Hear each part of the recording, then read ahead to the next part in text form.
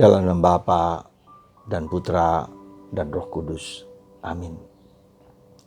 Para saudara, pada tanggal 19 Maret 2020 ini,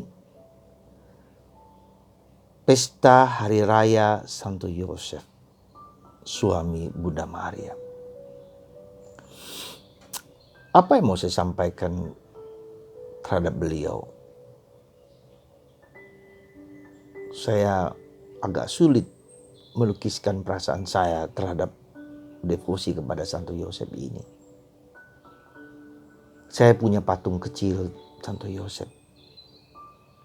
Dia orang yang tersembunyi, orang yang tidak banyak bicara, orang yang hanya menjalankan apa yang menjadi kehendak Tuhan. Meski ia tidak tahu dan tidak mengerti.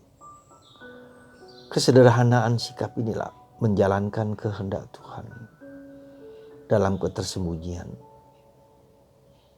dalam keterbatasan, dalam kekurangan, dalam ketidakmengertian, ketaatan, ketersembunyian. Dan Yesus mengatakan, kalau kamu berdoa, berdoalah di tempat yang tersembunyi. Allah yang mengetahui yang tersembunyi itu akan membalas seperti yang kamu kehendaki. Itu yang saya rasakan dan saya mengerti akan diri suami Maria ini. Hanya beberapa kata yang muncul keluar dari mulutnya, tetapi dia punya peranan cukup sentral dan sangat sentral di dalam karya keselamatan Tuhan. Artinya apa? Dalam menjalankan kehendak Tuhan, dalam ikut serta dalam karya keselamatan Tuhan, Tuhan tidak memilih besar, kecil, apa yang heroik atau spektakuler pekerjaan kita, nggak usah. Jadilah seperti Yosef yang tersembunyi.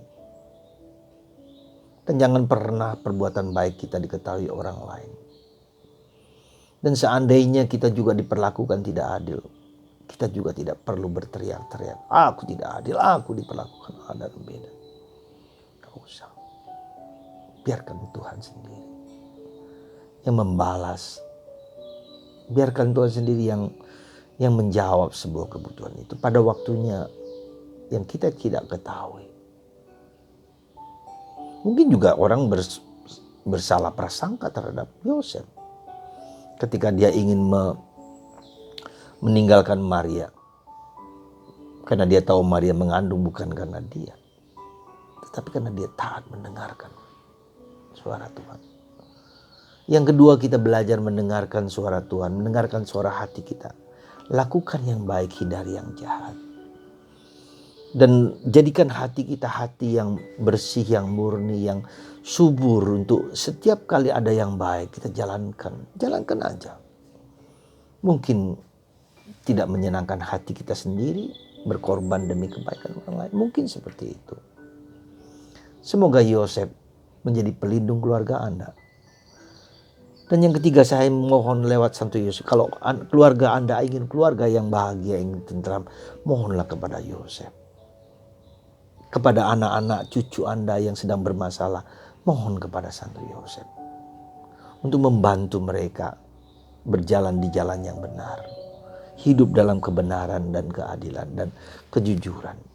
Yosef, Bapa kita, Bapa keluarga kita, dimanapun ia berada, ia penuh perhatian seperti Bunda Maria juga. Sekali lagi, kita bersyukur kita punya Santo Yosef dalam hidup rohani kita, supaya kita tidak terlalu luar biasa dalam pengayatannya.